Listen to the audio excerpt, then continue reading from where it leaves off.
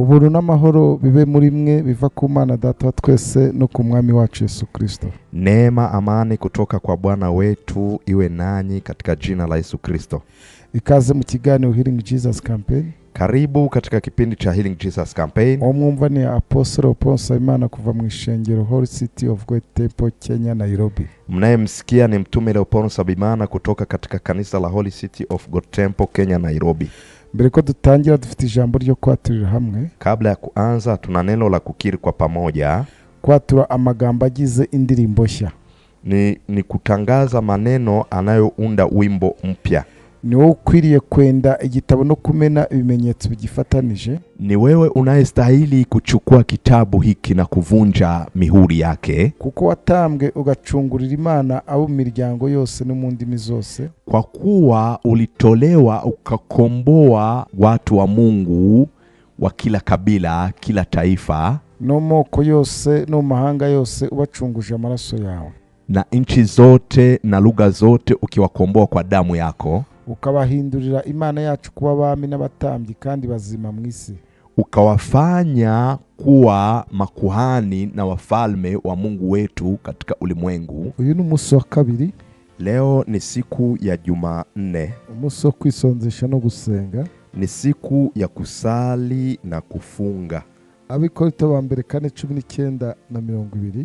Tukisoma katika kitabu cha Wakorinto wa kwanza ni sura ya 4 ni mstari wa 19 na 20. Nyamara nzaza vuba umwami nabishaka kandi sinzamenya amagambo yabo bishyashyarika gusa ahubwo nzamenya imbaraga zabo. Lakini nitakuja kwenu upesi nikiajaliwa, nami nitafahamu si neno lao tu waliojivuna bali nguvu zao. Kuko ubwami bw'Imana atari ubw'amagambo ahubwo ari ubw'imbaraga. 20. Maana ufalme wa Mungu hauwi katika neno bali katika nguvu. Ena magambo Paulo yasubizaga abantu bamuvugaga nabi. Haya ni maneno mtume Paulo alikuwa akiwajibu watu waliokuwa wanamsengenya. Aba n'abantu bageragezaga kumusebya. Hawa ni watu waliokuwa wanajaribu kumchafua. Aravuga ati nyamara nzaza vuba.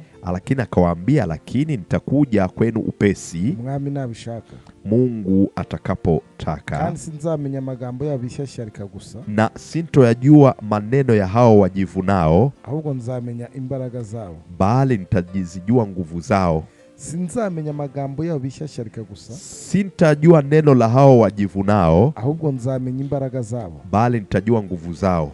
Nzamenya imbaraga zao, nitazijua nguvu zao. So aho rero uvuge ngo imbaraga. Na wewe mahali ulipo useme nguvu. Muri buno buzima dukeneye imbaraga. Katika maisha haya tunachokihitaji ni nguvu. Nanone iyo dusenga se twakira iki? Na tunaposali tunapokea nini? Nta kindi dukura mu masengesho usibye imbaraga. Hakuna tunachokipata kwenye maombi, ni nguvu pekee. Mu bihe byo gusenga twakira imbaraga. Katika muda wa maombi tunapokea nguvu. Muri Luka 4:14, katika kitabu cha Luka ni sura ya 4 mstari wa 14, avuga ngo Yesu asubira i Galilaya afite imbaraga z'umwuka, inkuru ye yamamara mu bihugu byose bihereranye naho. Panasema hivi, Yesu akarudi kwa nguvu za Roho akienda Galilaya, habari zake zikaenea katika nchi zote za kando kando. Iki ni igihe Yesu yaramaze iminsi 40 n'amajoro 40 ku musozi. Hiki ni kipindi Yesu Kristo alikuwa amekaa siku 40 mchana na usiku. Igihe yasubiraga i Galilaya ntiyasubiye nk'uko yavuyeyo. Sasa aliporudi Galilaya hakurudi kama alivyoondoka, ahubwo yasubiyeyo afite imbaraga z'umwuka, bali alirudi Galilaya akiwa na nguvu za Roho. Mu bihe rero byo gusenga twakira imbaraga z'umwuka. Sasa katika muda wa kuomba tunapokea nguvu za Roho. Noneho rero kuko ubwami bw'Imana atari ubw'amagambo. Sasa kwa kuwa ufalme wa Mungu si kwa maneno, ahubwo ari ubw'imbaraga, bali ni wa nguvu, ubwo bugaragazwa n'imbaraga z'umwuka, na huo ufalme huwa unadhihirishwa na nguvu za Roho. Noneho rero bigenda gute? Sasa inafanyikaje? Umwuka guha imbaraga, ni Roho anakupea nguvu, nawe ukabikora, na wewe unafanya. Kuko kwigaragaza kw'imbaraga ni mu bikorwa. Kwa udhihirisho wa nguvu ni katika vitendo. Imbaraga zipimirwa mu bikorwa. Unajua nguvu huwa zinapimwa kwa vitendo. Ntushobora kuvuga ko ufite imbaraga utagaragaza ibikorwa. Huwezi wewe kusema wewe ni mwenye nguvu bila kuonyesha vitendo. ushobora kutemera umuntu ariko wabona ibikorwa ukemera. Waweza wewe usimwamini mtu lakini utakapoona kazi zake na ukakubali. Bibaho naho utakemera umuntu.